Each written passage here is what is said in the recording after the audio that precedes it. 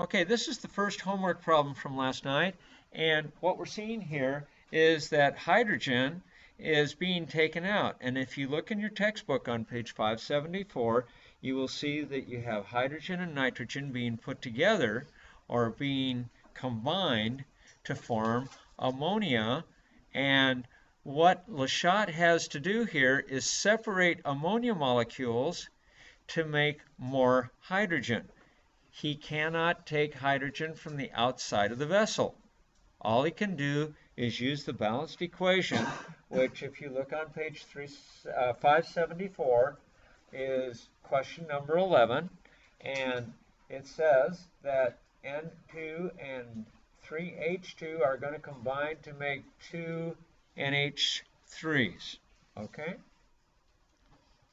So we have the solution here by when we remove the hydrogen, LeChat will try to replace that movement by separating the NH3s, and he will do that with a shift to the left. Okay? Are we good? Okay, let's go on. Now, isn't this interesting? We have a left shift again when we are putting in ammonia over here.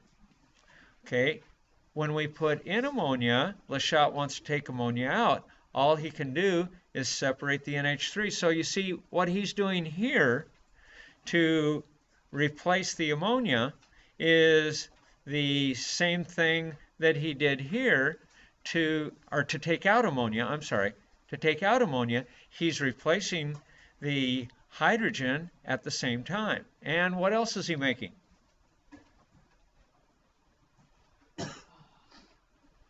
What else is he making? Nitrogen. Yeah, the nitrogen molecule. You bet. Okay, so as we go down to the next one, we're seeing hydrogen being input and hydrogen being removed. Yes?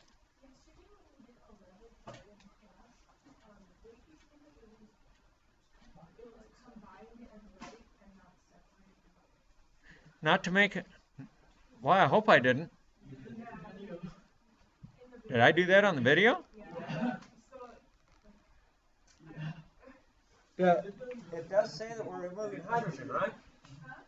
The problem says we're removing hydrogen.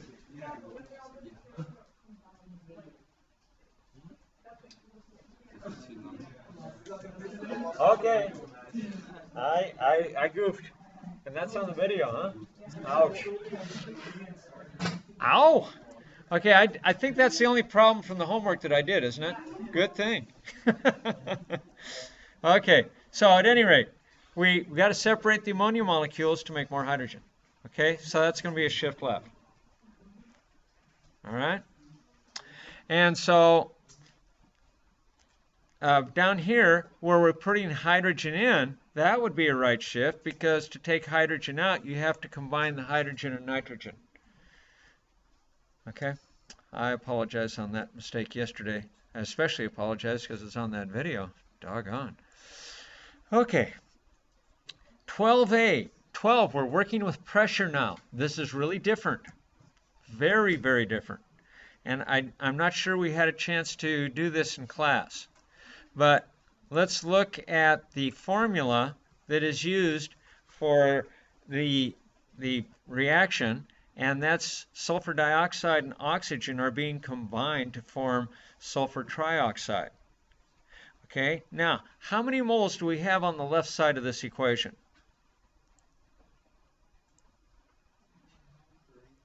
3, good. Okay, the 2 here, and there's a 1 here even though it's not written. Okay, how many moles on the right side? 2, good. Now, to take care of pressure issues, here's how it works. The side that has the most moles is going to be the one that LeChat will shift to when he wants more pressure. The side that has fewer moles is the side that he'll shift to if he wants to reduce the pressure. Because moles and volume are essentially the same ratios, okay? So no matter how big or small a molecule is, or even a single atom. I can have a molecule of 100 atoms that is actually in the gas phase. That's a big molecule. Okay? When you have that situation, it takes up the same amount of space as does a hydrogen atom. Isn't that weird? Yeah, it really seems strange. So, but that's why this works, because it doesn't matter what the gas is. Remember the box up on the counter, or up above the cabinet back there, the black box, 22.4 liters? That's 1 mole of any gas at STP. Okay, so since the pressure, the stimulus, or what is it, stress. The stress was pressure's up. Why? Because the volume is down.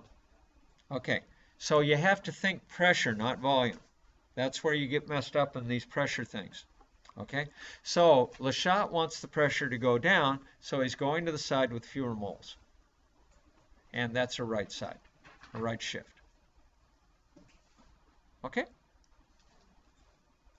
Does this help clear some things up for you?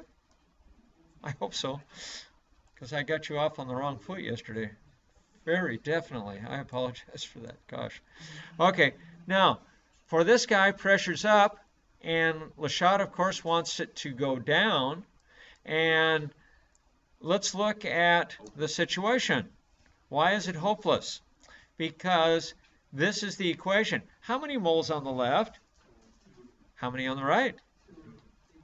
Can he shift this and change the pressure? No, because they're both the same. That's why it's hopeless. Okay? And that's why there's no shift. Okay? Should we write hopeless? Yeah, sure. Hopeless. And it's hopeless because the moles are the same on both sides. Okay? And if you haven't caught on to that yet, the coefficients are the moles. Okay? They're representative of the mole ratios. So whether it's a single atom or a mole of atoms, everything works the same in gases. Okay, last one. Pressure is being increased again in 12C, but we have a different reaction, so let's go down and look at that. The reaction was NOBr, nitrogen monoxide and bromine are coming together. And so, I don't know how you name that one. That's a weird one to name. But at any rate, it's not a binary compound. But what is our number of moles on the left? That's what's key here. 2. Moles on the right?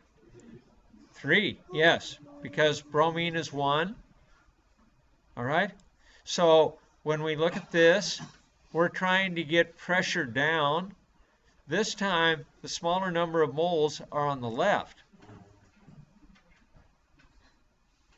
We don't always go to the right for smaller numbers of moles. We went to the right the first time because the smaller number of moles was on the right, but now we're shifting to the left. Okay? We want fewer moles. And that's going to make it work. Okay?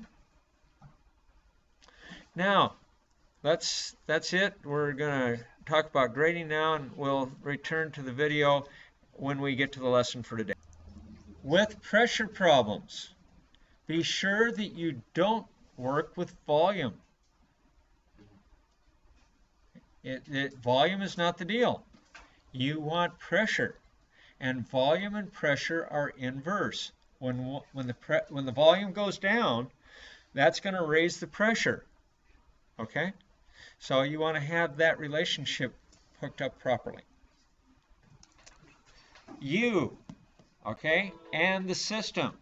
You have to understand in heat problems what the system is, first of all. So the system is no big deal. It's just the reaction happening in the water or in the air if we're talking about a gas.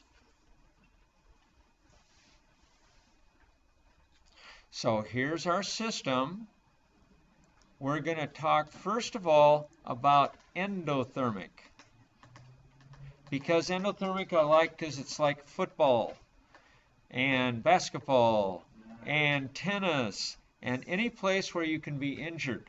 Soccer, oh, yeah. And rugby. Rugby is really rough. At any rate, whatever the sport, there's always opportunities for being hurt. And when you get hurt, a coach worth his salt is a coach that will always have either ice or what's called a cold pack. A cold pack is just at room temperature until it's actually used. And how does it get used? There's a bag of liquid, and inside the liquid there's a container that's sealed. What the coach does when somebody has a broken leg or a sprained ankle or any kind of injury that's going to be causing swelling, they get hit hard in the face because the helmet got hit real hard and shoved something into his eyes or whatever. Okay, so there's swelling, and whenever there's swelling, ice is wonderful. So what the coach does is he takes out the cold pack and he smashes it, and when he smashes it, the little container inside breaks, and that allows the liquid that was in the bag to now react with the container that was in there with it that had the reactants and products separated. So now they mix, and the endothermic reaction can happen. Endothermic, the heat is coming from the person to the reaction mixture or the system. Okay? So we call this guy endo or endothermic. Okay?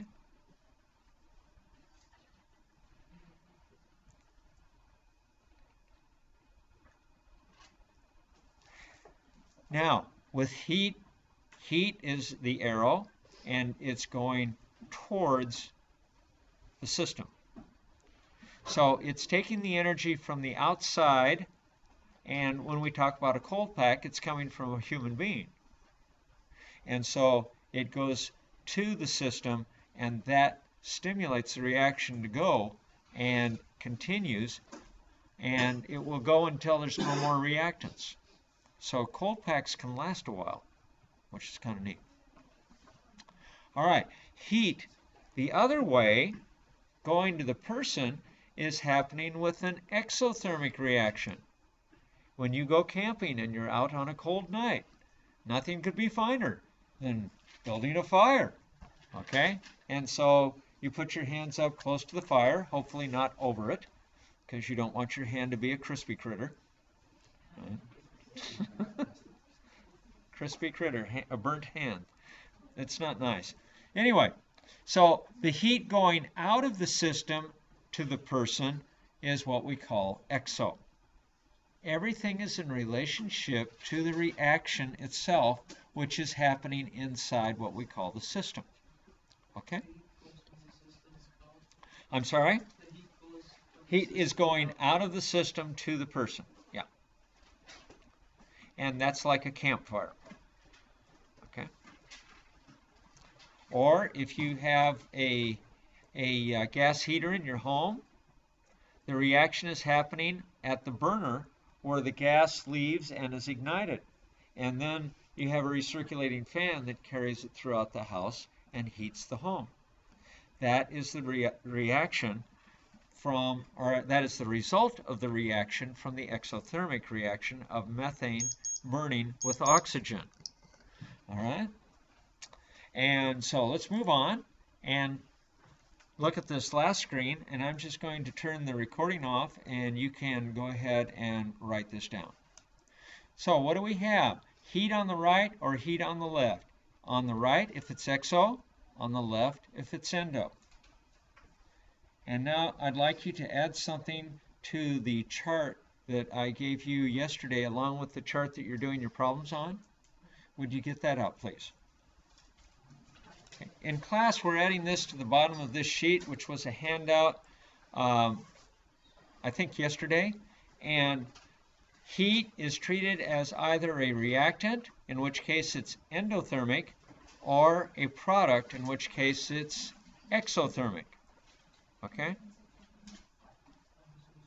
Yes? Oh, okay. Let's get the screen on frozen. So what we're doing now is we're focusing on heat on the little sheet that we were looking at before, and we're going to explore here what happens when the temperature goes up. Okay, that's the stress. All right? LeChat wants it to go down, doesn't it? Okay, the only way he can make it go down is to make less heat. So how's he going to get rid of that heat? Going towards or away from, forget about exo-endo for just a minute, towards or away from the heat. Away from the heat. Okay, he's got to use that heat up. So it's going to be the opposite side from where the heat is. So that's going to determine the shift. Now, if we do the other way, of course it's going to be opposite. If the heat is down as the stress, okay, this would be we put it in the refrigerator, right? Okay, so we're taking out heat from the system. Well, LeChat wants to warm it up.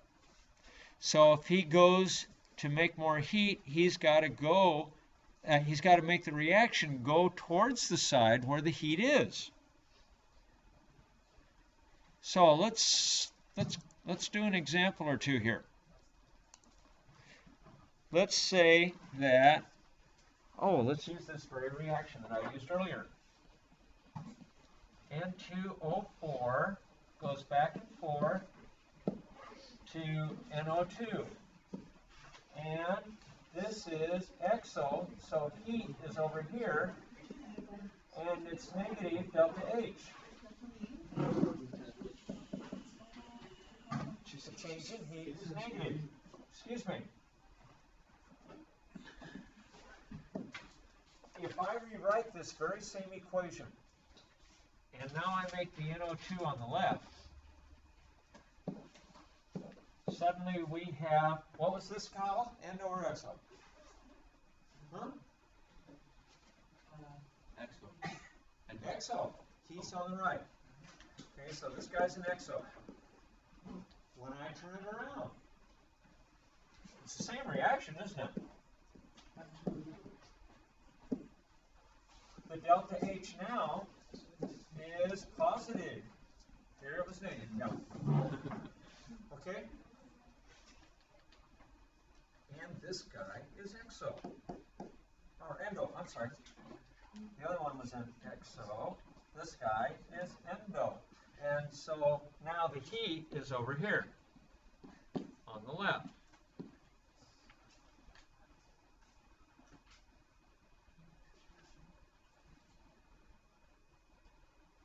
Does that make sense?